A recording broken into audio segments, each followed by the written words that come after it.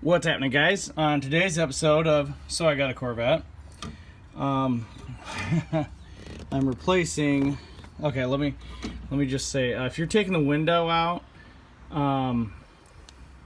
you may run into the same situation I did.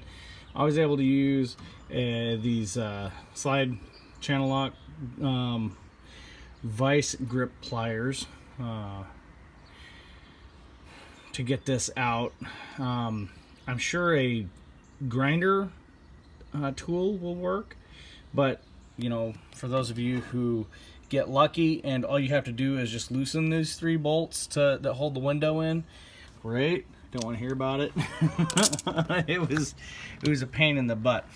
Anyway, what I'm doing is I am replacing the anti-tilt. What do they call it? The anti-tilt bracket. The anti-tilt bracket goes in here, and a surefire way to tell if your anti-tilt is busted or broken is if you end up with marks like that on the crash bar. Now, or the halo, or whatever they call it. Mine on both sides looks exactly like this. There wasn't much left of it. I mean, it had been wearing for quite some time. Without this, you can't seat your window as far as bringing it in properly to seal against the weather stripping. So don't even think about messing with the weather stripping once you've installed it. Don't do anything with that before you get your anti-tilt fixed. It is, you know, side specific. This here is for this side. It just slips in just like this around this bar here, just like that. Slides up, slides up. But anyway, kind of goes in there like that. I'm trying to do this one-handed here, guys. Apologize, it isn't the best here. But anyway, slides up like that into position.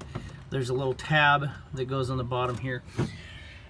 This kind of seems a little scary. It isn't. The only one thing that I would recommend you guys watch out for is you can get to this. This here is your window motor. You can get to that, but it wasn't necessary for me to remove that. You just push down and pull out. Basically what I did is when I was pulling this thing out of the way, which it's really flimsy, I took the wiring and pushed it down into the door so I could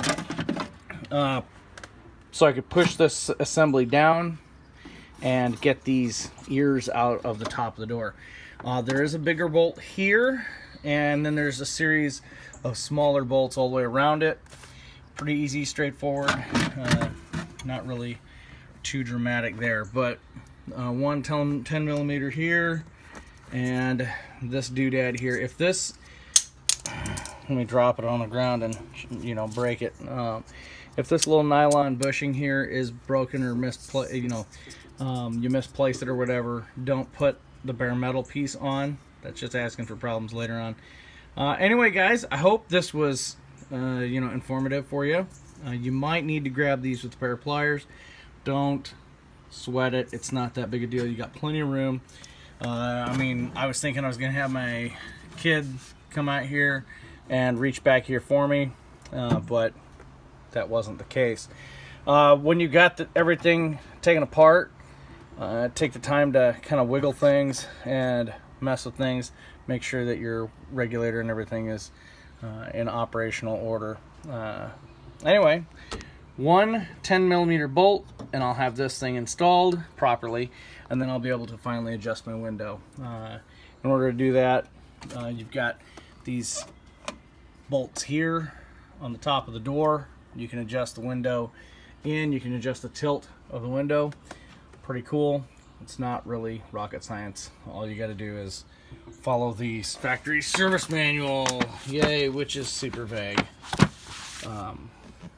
But with a little mechanical know-how, you should be able to rock on through it just like I did. Anyway, guys, thanks for watching. Sorry I was a little long-winded.